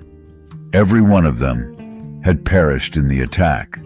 Smith recorded the tragedy in 2 brief letters, one to his brother, the other to explorer William Clark. He expressed sorrow, but his words remained cold and restrained. But inside, the fire of revenge burned. Captain McLaughlin refused to order an attack on the Umpqua, fearing it would provoke more violence. With nothing left, Smith and his men traveled southeast to the annual Mountain Man Rendezvous in Wyoming.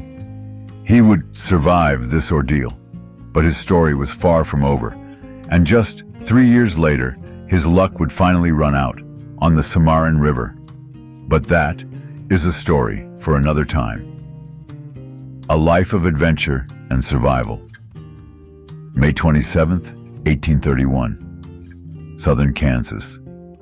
The year is 1831, and a small group of New Mexico-based merchants is cautiously making their way southwest along the Cimarron River.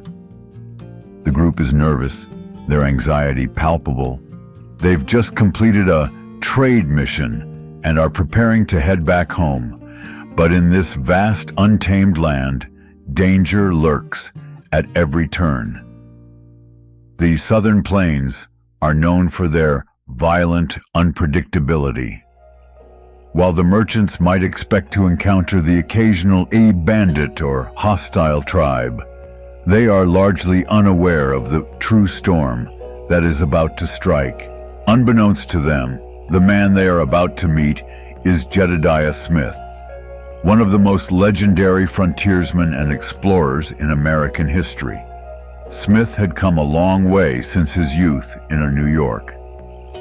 He had spent a decade in the wilds of the American West and had crossed thousands of miles through some of the harshest terrain imaginable. He had survived grizzly bear attacks, outwitted hostile tribes, and endured endless hardships in his pursuit of fur and fortune. Yet, as he made his way through the vast stretches of prairie, Smith was tired. His bones ached. The weight of the journey seemed to be pressing down on him. Still, he was undeterred. The wilderness called to him, as it always had. He had tried to retire in Saint Louis just 2 years earlier, but the lure of the mountains was stronger than ever. He needed to return. He had a new mission in mind, and despite his exhaustion, the journey ahead beckoned. The group of merchants did not know Smith, but they would soon learn of his legendary reputation. He was traveling alone when he encountered them. They didn't recognize him, but Smith quickly saw their concern.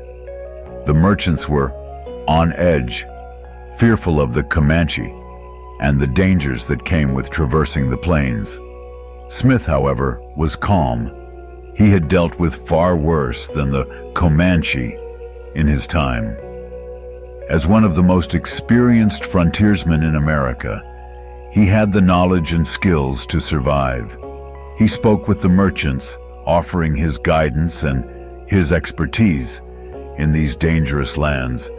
However, Smith's journey was about to take a turn that would end in tragedy. The merchants, sensing Smith's authority, decided to join him on the next leg of their journey. They all headed south toward Santa Fe, unaware that the Comanche were already preparing for a merciless ambush. Smith and the merchants began their journey with high hopes.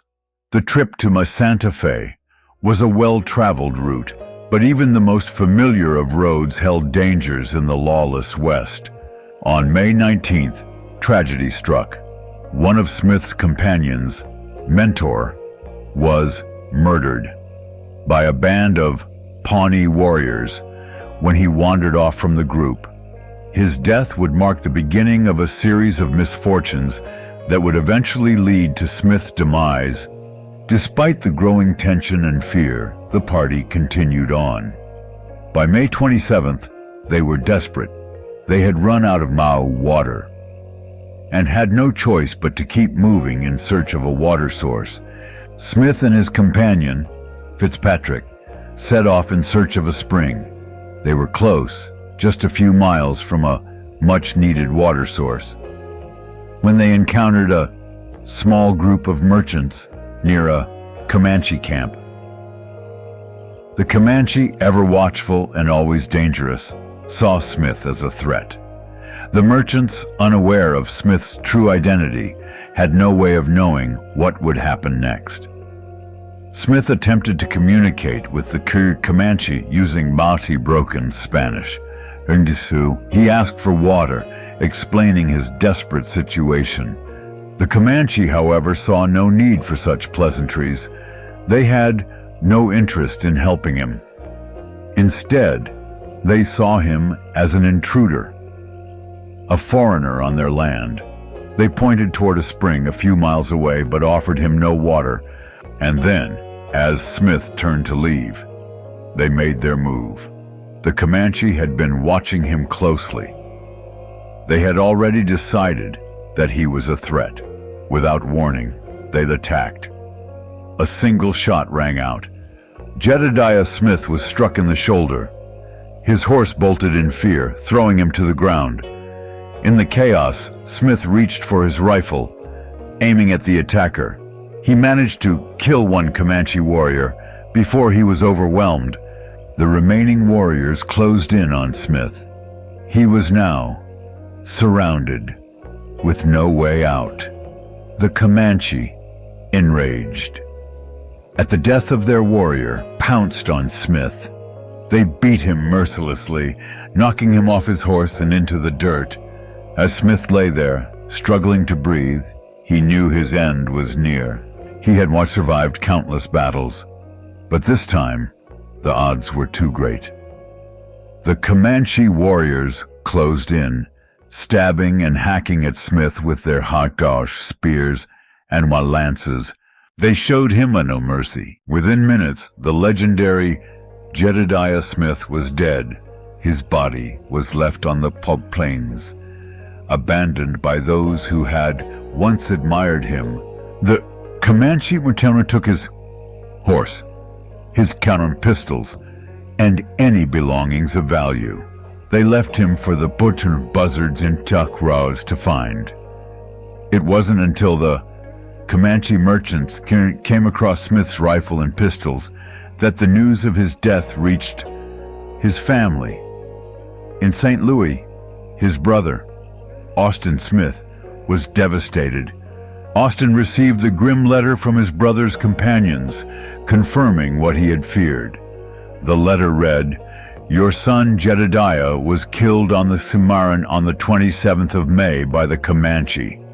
His party was in distress for water, and he had gone alone in search of the above river. He was attacked by 15 or 20 of them. They succeeded in alarming his animal, and not daring to fire on him so long as they kept face to face. As soon as his horse turned, they fired and wounded him in the shoulder. He then fired his gun and killed their head chief. It is supposed they rushed upon him and dispatched him." The nation mourned the loss of a frontiersman and explorer whose name had become synonymous with the rugged spirit of the West. Smith's story, one of survival, daring, and tragedy, was now part of history. But despite his fame, his own death was barely noticed by the public. St. Louis did not mark his passing with the tribute it deserved. His memoirs, maps, and journals, his legacy, were never published. Jedediah Smith never married. He had no children to carry on his name. Yet, in his brief 32 years, he pushed the boundaries of American exploration farther than anyone had imagined possible. Smith had ventured into lands where few dared to tread, navigating the Rockies, mapping the Sierra Nevadas, and establishing trade routes. Though his life was short, his impact on the West was immeasurable. And yet, for much of history, his name would be forgotten, his death largely unremarked. But his story is one that deserves to be remembered. Jedediah Smith's death. At the hands of the Comanche was the final chapter in a legendary life of exploration. But for Smith, it was just one more struggle in the pursuit of a vision of discovering the unknown and taming the wilderness. While others would go on to claim fame for their exploits in the West, Smith's story would remain a quiet whisper in the annals of American history. In the Bloody Benders. Spring of 1873, Independence, Kansas. In the early months of 1873, the small town of Independence, Kansas, was struck by a mystery that would haunt the local community for years to come. Dr. William York, a respected local physician, became increasingly concerned about his close friend, George Newton Lancer, and Lancer's 2-year-old daughter, Mary Ann. The family had left for Iowa, but never arrived. Weeks passed, and no word came from them. Dr. York, desperate to find his missing friend, set out on his own to trace Lancer's steps. His search led him to the small, isolated Wayside Inn. a ramshackle farmhouse run by a family whose behavior struck many as strange. The family was known as the Benders. They consisted of the father, John Bender, a gruff, wiry man in his 60s, his son, John Jr., a young man who was often seen laughing inappropriately, and the mother, Ma Bender, a woman with a stern, almost terrifying demeanor. Then there was the daughter, Kate Bender, a young woman who was known to be charming and she well-liked by the locals. But something about this family didn't sit right with those who had met them. The Bender family had lived on their farm for some time, but their behavior was odd.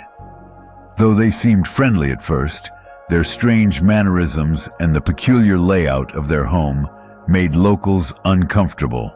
One thing was clear: the Benders did not seem like your typical settlers. There was something off about them. Dr. York, hearing rumors of disappearances in the area, grew suspicious. He spoke to locals who suggested the Benders might be involved in the recent string of the vanished travelers. Despite their suspicions, York decided to confront them. He arrived at the Wayside Inn and was greeted by Ma Bender, who invited him to stay the night. As he sat down for a meal, the family appeared calm, but there was an undercurrent of tension in the air. After dinner, Kate Bender began to speak with York. She suggested that she could help him locate his missing brother by communicating with the spirits.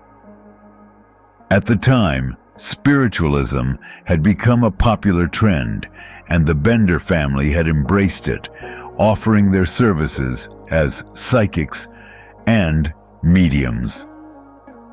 Dr. York, unnerved but intrigued, agreed to stay the night. He believed that he might get some answers, but in the back of his mind, something didn't feel right. The next day, Dr. York continued his search for Lancer, but he was unable to find any trace of him. He spoke to neighbors, and a disturbing story began to take shape. The locals spoke of odd behavior from the Bender family, especially Kate, who had been known to charm travelers into staying with them. But there were also whispers of threats. Ma Bender allegedly had threatened a local woman with a knife when she complained about the family. It wasn't until Billy Toll, a local rancher, noticed something strange at the Bender farm that the truth began to emerge. Toll had passed by the Wayside Inn on his way to town and noticed the farmhouse was eerily quiet. The animals were unfed, and the house seemed abandoned. He immediately returned to town and gathered a group of men to investigate. What they found was enough to chill the blood go of anyone who set foot on the Bender farm. The men entered the house and immediately noticed the strange layout. The dining area was divided by a sheet hanging in the middle of the room. Behind the sheet, the floor was disturbingly clean, almost too clean. When the group began to search the house, they found a trap door hidden beneath the floorboards. As they opened it, a sickening stench filled the air. The room beneath was covered in dried blood, a shallow grave where the Benders had disposed of their victims. The horrors didn't stop there. The men began digging and uncovered the bodies of Dr.